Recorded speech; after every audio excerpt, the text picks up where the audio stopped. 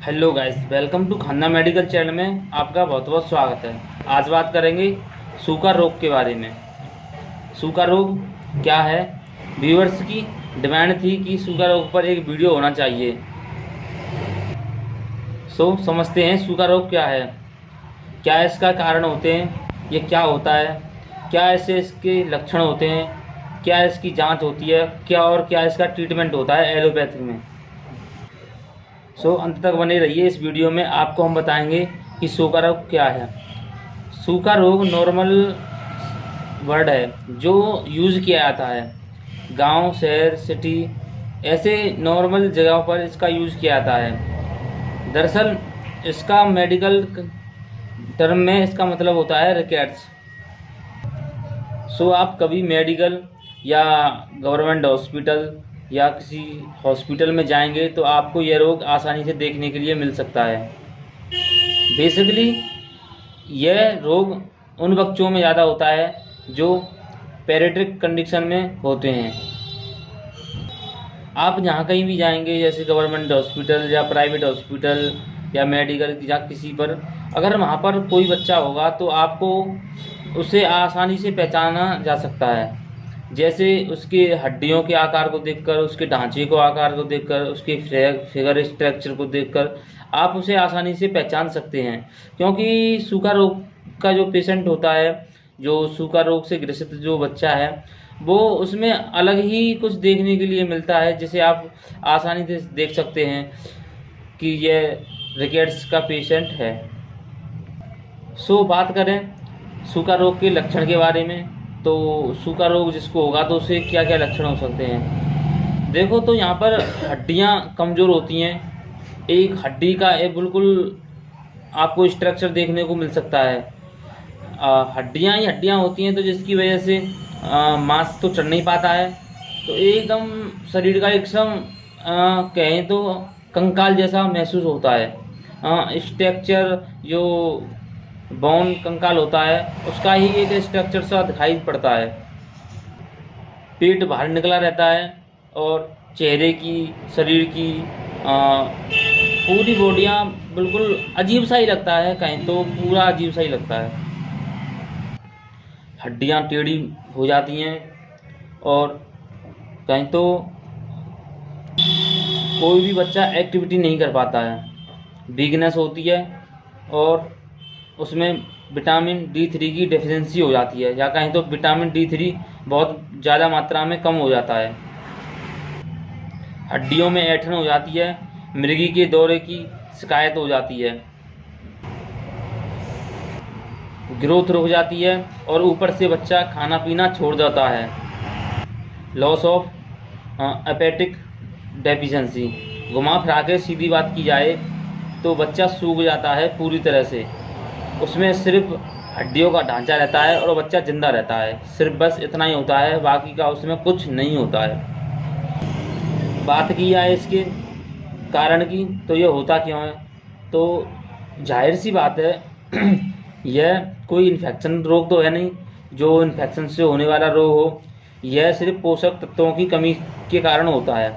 जाहिर सी बात है, अगर किसी बच्चे को उसके डाइट में पोषक तत्व नहीं मिलेंगे तो बच्चा नॉर्मल सी ऐसा हो जाएगा। कैल्शियम की कमी हो जाती है, विटामिन्स की कमी हो जाती है, एंजाइम्स की कमी हो जाती है और कैल्शियम प्लस फास्फोरस की कमी हो जाती है, जो हमारी हड्डियों के लिए बहुत ही महत्वपूर्ण होता है, इसकी भी कमी हो जाती है। प्लस कैल्शियम और फास्फोरस की कमी होगी तो सूखा रोग होगा ही होगा। इरिटेबल बाउल सिंड्रोम, यह इसका मेन कारण होता है, मेन सिंड्रोम होता है, इससे बहुत जल्दी होता है।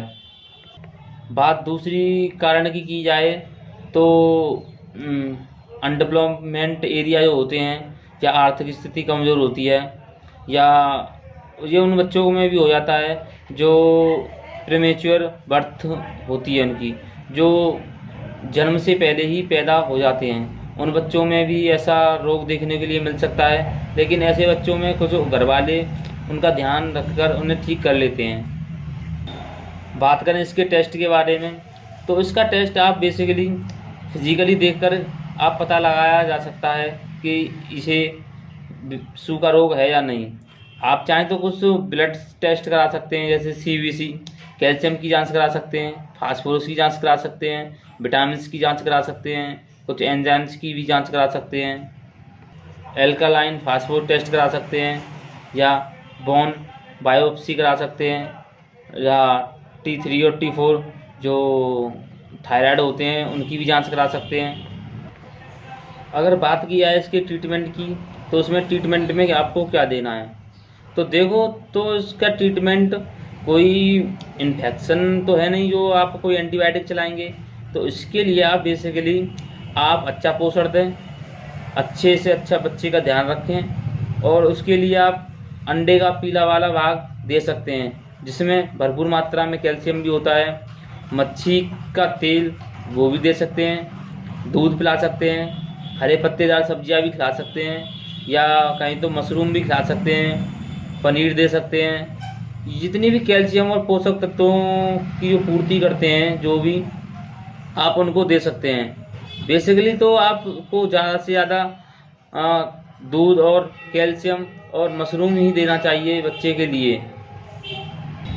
और बच्चे को हमेशा सुबह की जो धूप निकलती है 8 से 9 बजे की, उसमें आप बच्चे को हमेशा 1 घंटे के लिए धूप में बिठाया करो। क्योंकि क्या होता है कि सूरज से जो भी किरणें निकलती हैं उनमें सुबह की जो किरणें होती हैं उनमें विटामिन D3 होती है, जिससे आपकी हड्डियां मजबूत होती हैं। आपको सुबह की धूप में ज़रूर बैठना चाहिए। अगर इसके बाद भी बच्चे की ग्रोथ नहीं हो रही है या बच्चे पर कोई अंतर नहीं आ रहा है, तो उसके लिए आप कुछ एलोपैथिक ट्रीटमेंट दे सकते हैं। जैसे विटामिन D3 का ड्रॉप आता है, आप वह ड्रॉप भी दे सकते हैं, जिसमें फेल बेबी ड्रॉप्स आता है 4000 इंटरनेशनल यूनिट। आपको ये दिन में, अगर बच्चा 4 से 5 और 5 से 6 साल का है तो बच्चे को 3 बार दिया जा सकता है। या इससे कम है तो आप उसका कैलकुलेशन डोज कर सकते हैं। अगर बच्चा 2.5 साल का है तो उससे थोड़ा कम दे दें।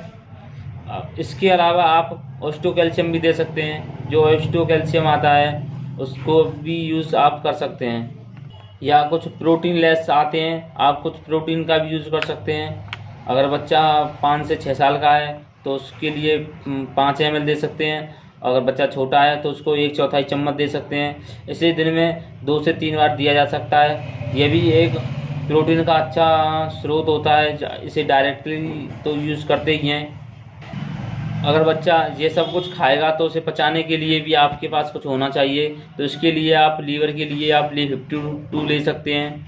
अगर इसके अलावा मैं बताना भूल गया, सॉरी दोस्तों, इससे पहले आपको भूख नहीं लगती है तो इसके लिए आप एक साइपॉन का सिरप भी ले सकते हैं, जिसे आप 5-5 ml सुबह शाम दे सकते हैं, जिससे आपको भूख लगने लगेगी और आपकी ग्रोथ होने लगेगी।